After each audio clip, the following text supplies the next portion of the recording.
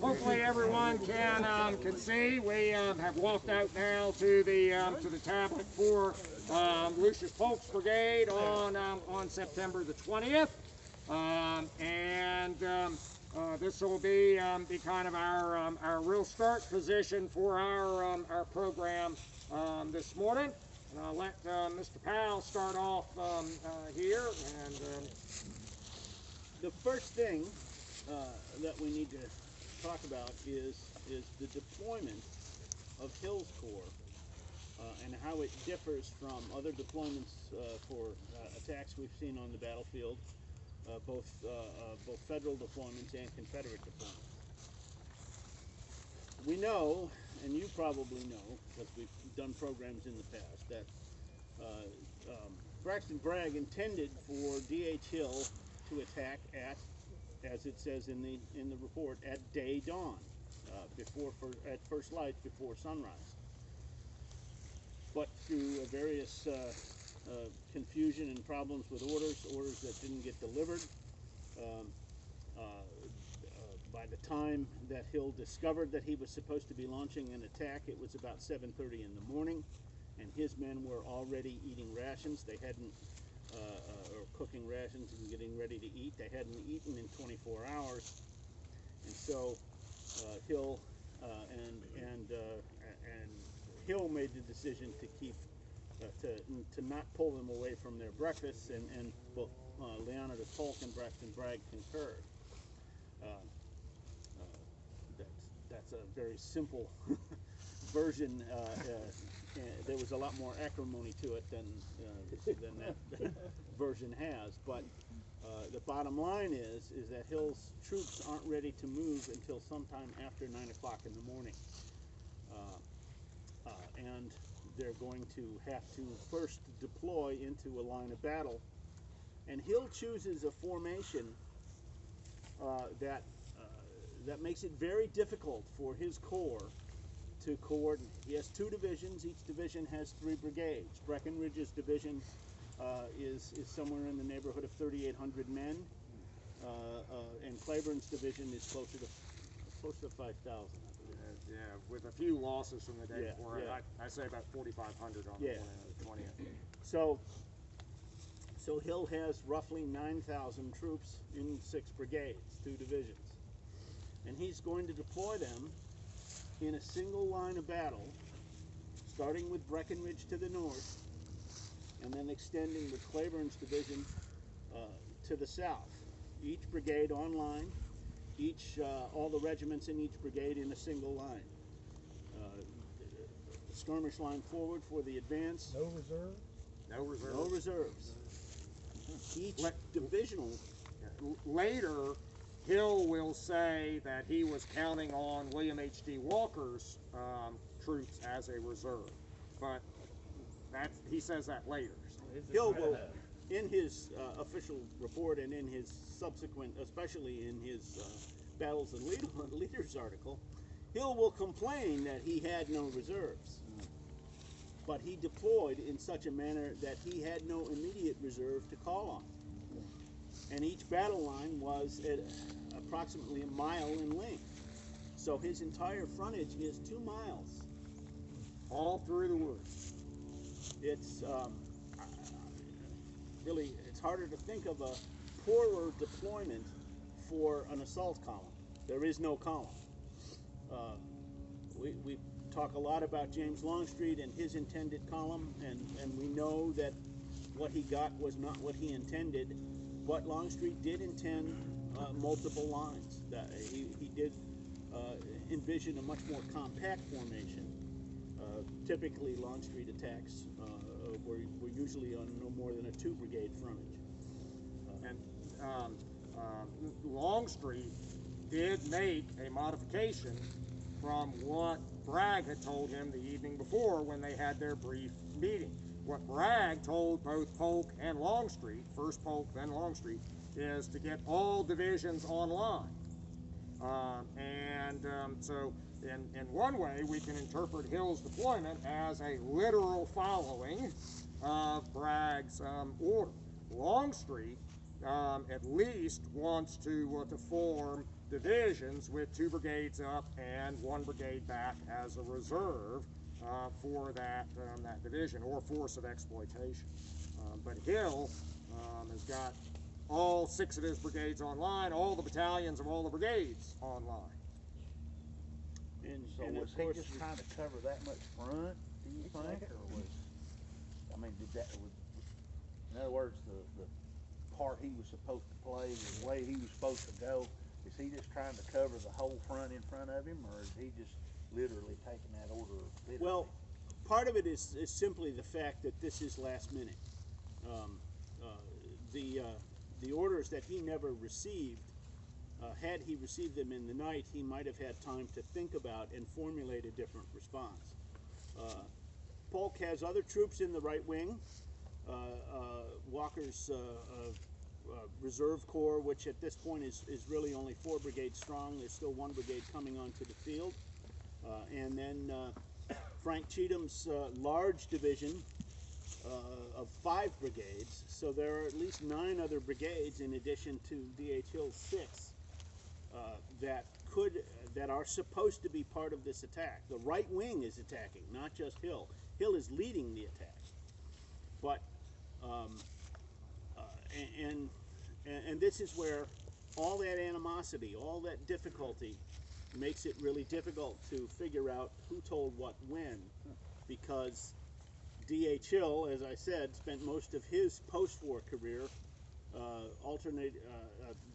really criticizing his own attack deployment without mentioning the fact that it was his deployment. He criticizes Cheatham and Walker for not providing close support, but there's no evidence that there was any coordination. As a matter of fact, we won't get into it on this program, but Hill and Walker actually get into a fight, not a physical fight, but a yelling match. Comes close to a physical fight concerning the deployment of reserves, where Walker says, I have these 4 brigades that are close at hand, and Hill says, no, I want the brigade that's just coming on. I've heard it's fresh and good, well commanded. So, I do a pay-per-view for that fight.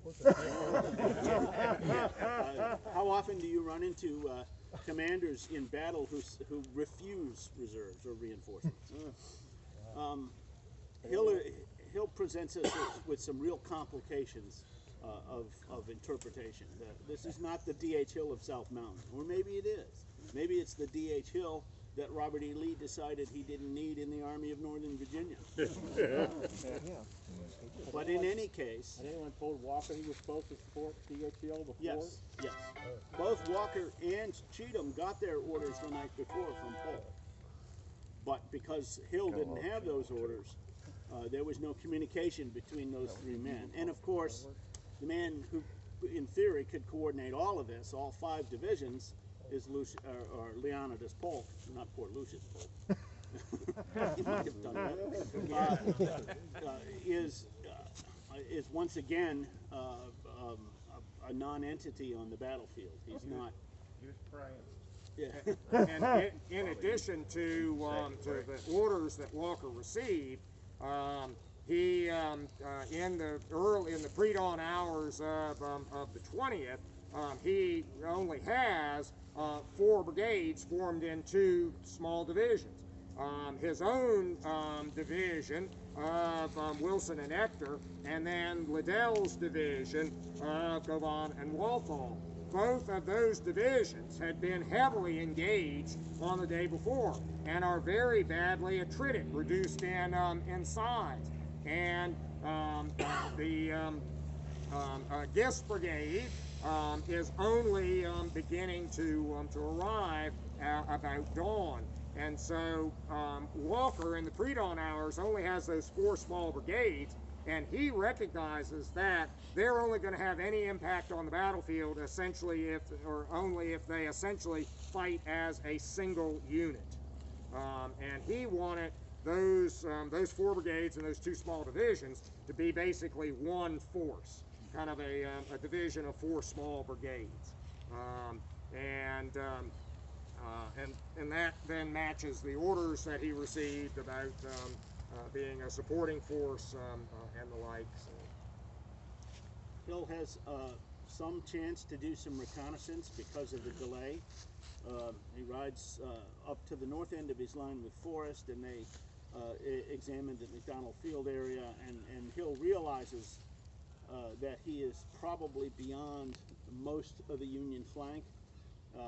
They realize that there's a skirmish line in the woods up there east of McDonald Field, but there are very few formed federal infantry units up there.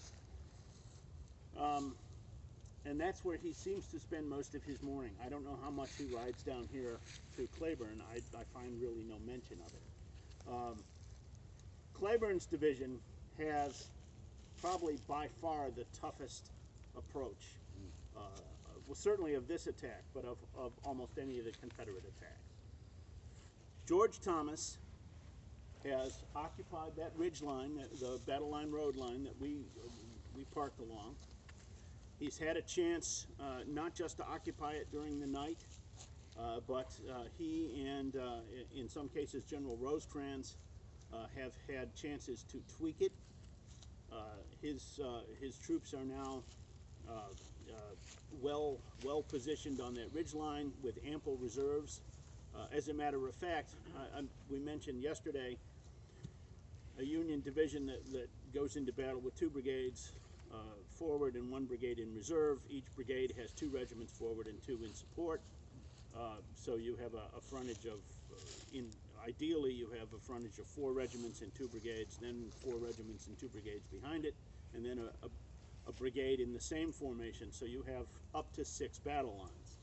In some cases, that's what Thomas has, because he's withdrawn all his forces into a compact position, so he has those 6 lines in some cases, especially on the southern end of the field, which is where, southern end of Kelly Field, I should say, which is where Claiborne's division is theoretically pointed. So, not only are the Confederates stretched thin with no support, but they're finally going to confront a well-supported Federal line head-on, who's had time to erect some rudimentary breastworks, and who is extremely well supported with artillery. Won't go any further on that. Okay. And the Confederates, particularly on Claiborne's line overnight, have heard sounds of the Federals preparing. Of course, most famously, what always gets mentioned is hearing the sounds of axes being wielded. But they could also hear wheeled vehicles moving, suggesting the movement of artillery into position as well. So, when Breckinridge in the pre-dawn hours of the 20th moved his division up onto line, he was told to deploy to the right of Claiborne, to the north of Claiborne, and he will march his 3 brigades up and deploy them up there. And by the time the final deployment is being made, there's a little bit of intelligence from Forrest, and then you get Hill's observations that helps with the positioning of Breckinridge's division. But when Breckinridge deployed, there is a gap or space between the left of Helm's Kentucky Brigade and the right of Lucius Polk's brigade of Claiborne's division.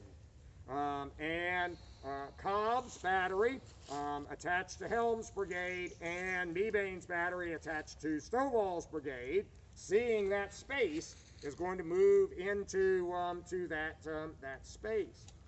Now, you get very few references to exactly how wide that space was, or that distance between Helm's left and Polk's right.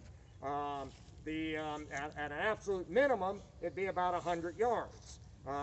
More probably, it's 200 to 300 yards. But it's also possible to make a measurement that it's up to 400 yards between the Helm's left and Polk's right. And we are now in Polk's sector. Polk's brigade of about 1,200 men As David related, all of its battalions are online. Its right would be about 160 yards in that direction, maybe a little bit more if we increase the intervals between the units, the two battalions on the right of center. And then his left would be another, say, 200 yards in that direction. Polk's got a front of approaching 400 yards. This is where Polk's brigade ends. Have we been here that long? Yes. Is somebody measuring that? The snail was down here when we got here. So. That's a pretty damning statement. All right.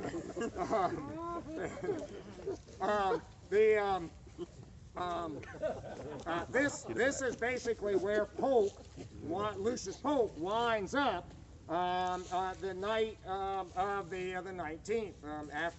After the Federals withdraw in front of them from Winfrey Field in the night attack, Polk pursued a distance. Some of Polk's men say they pursued a mile, but it's not actually that far, but they move on to this line.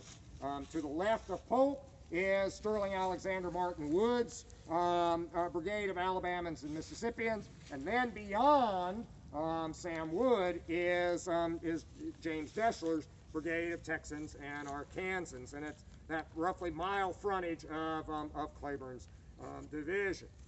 The men after the advance on the evening of the 19th have been told to bivouac here, and they're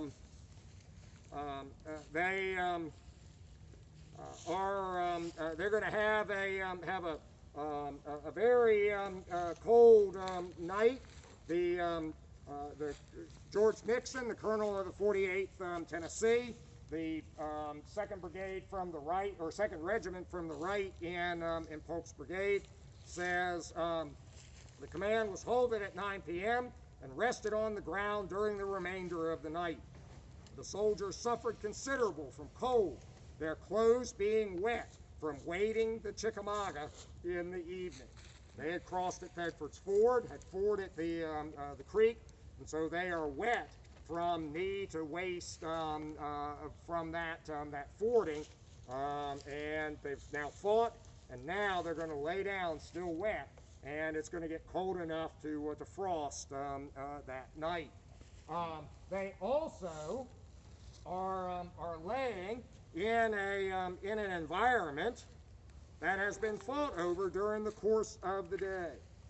And an account of the 2nd Tennessee, the center regiment of Polk's brigade, gives us some sense of that night here in the darkness. The scene of conflict was a level upland covered with open forest of hickory and oak and little undergrowth. The dead of both sides were numerous and intermingled, and some of the badly wounded still lay where they fell.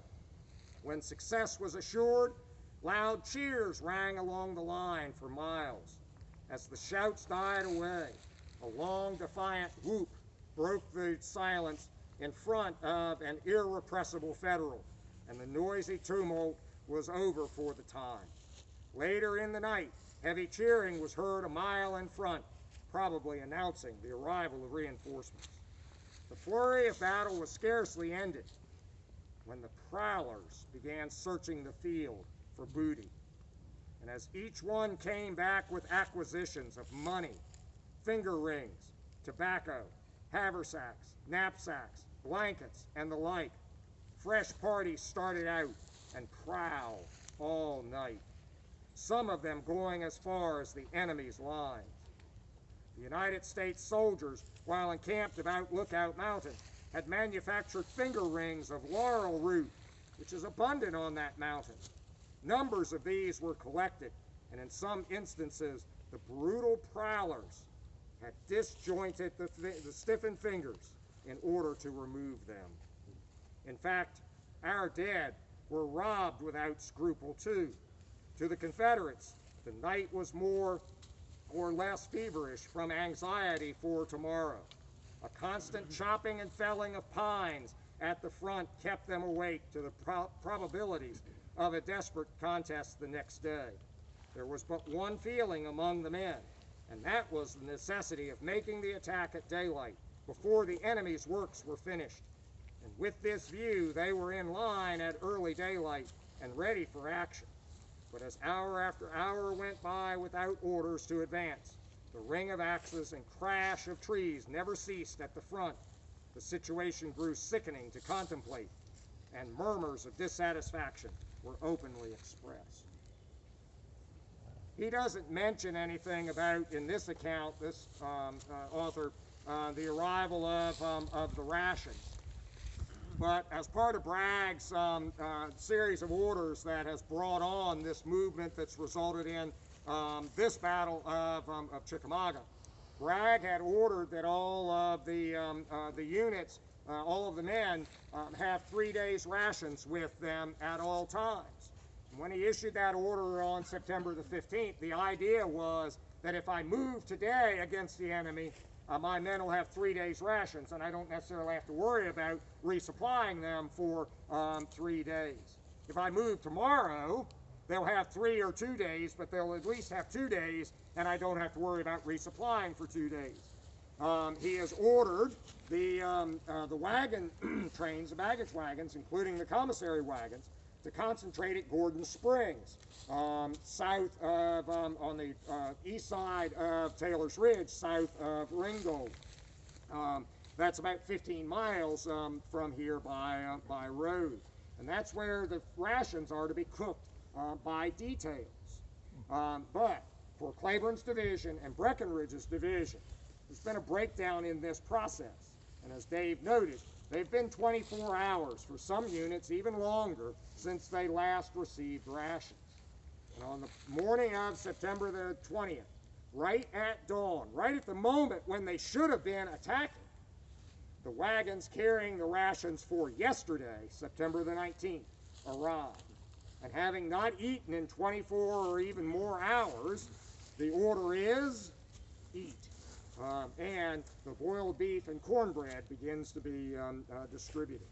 The men begin to consume their rations, listening to the federal preparations in front of them, probably not knowing much at all about that battle that's being fought between Braxton Bragg, Leonidas Polk, and Daniel Harvey Hill over what's supposed to be happening that morning. When they have formed up, there is this space, particularly given this delay of 3 hours or more.